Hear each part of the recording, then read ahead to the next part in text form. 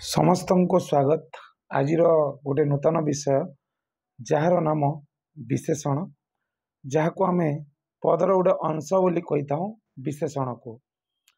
तो विशेषण जानिबा पूर्वर आम निहाती भाव में विशेष्य उपरे टिके जानिबा दरकार, जहाँ मु पूर्व क्लास रे बा पूर्वर वीडियो अपलोड अच्छी यूट्यूब रे आपण माने देखी जानी पारिबे विशेष्य उपरे। आज आम गोटे नूतन विषय आलोचना करवा जार नाम विशेषण। विशेषण पढ़ा आगु निहाती भाव में गोटे प्रश्न आसुव आपण मानकर मनरे जे विशेषण कौन ओ विशेषण किपरि जानिबा। चलंतु आमे जानिबा एही विशेषण उपरे। वाक्य रे जो पद विशेष्य पदर गुण, अवस्था, परिमाण और संख्या को बुझाए ताहाको विशेषण बोली कहा जाए। तो आपण माने जानीगले जे विशेष्य पदर गुण, अवस्था, परिमाण और संख्या को बुझाइब ए विशेषण।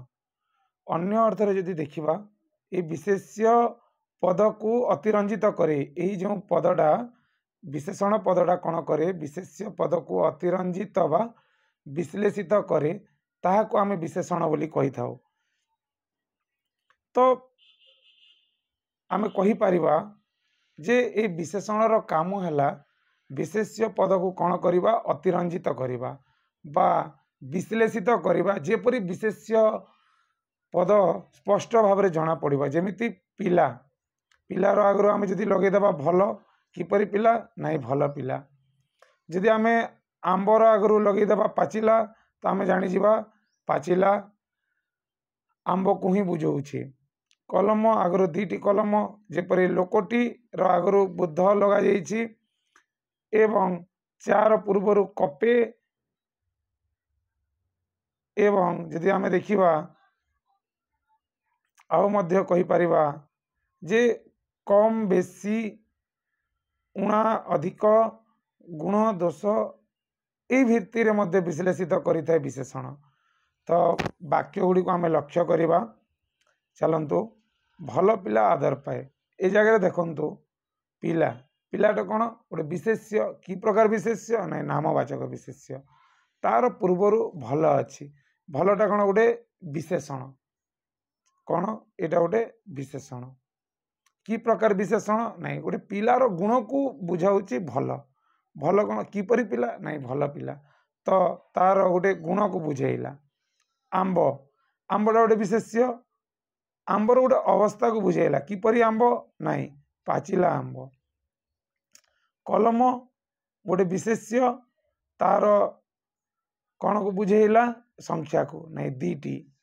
जदि आमे देखिबा लोकटी शीतरे थरुची, तार आगु बुद्ध कौन लोकटीर अवस्था को बुझाइला, बुद्ध व्यक्तिटी शीतरे बा बुद्ध लोकटी शीतरे थरुची। आउ जदि आमे देखिबा जे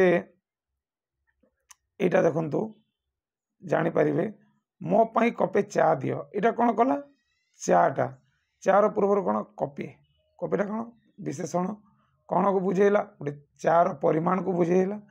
पुस्तकटी दशम गल्पटी मते भल लागिला, एटा देखंतु गल्पर पूर्वर कौन दशमटा, एटा कौन गोटे संख्यार निर्दिष्टता को बुझेला, अर्थात एटा पूरणवाचक विशेषण।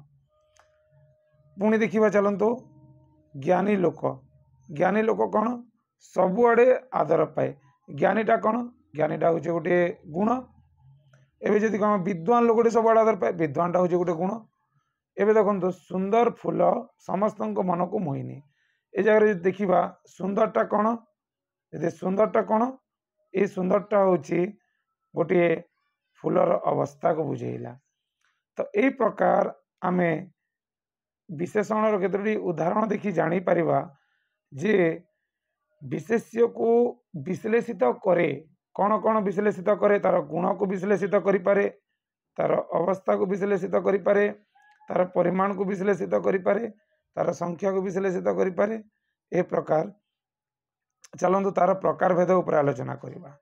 प्रकार भेद को दुईटी दृष्टिकोण आमे देखि परिबा, गोटे अर्थगत दृष्टि आ गोटे गठन दृष्टि।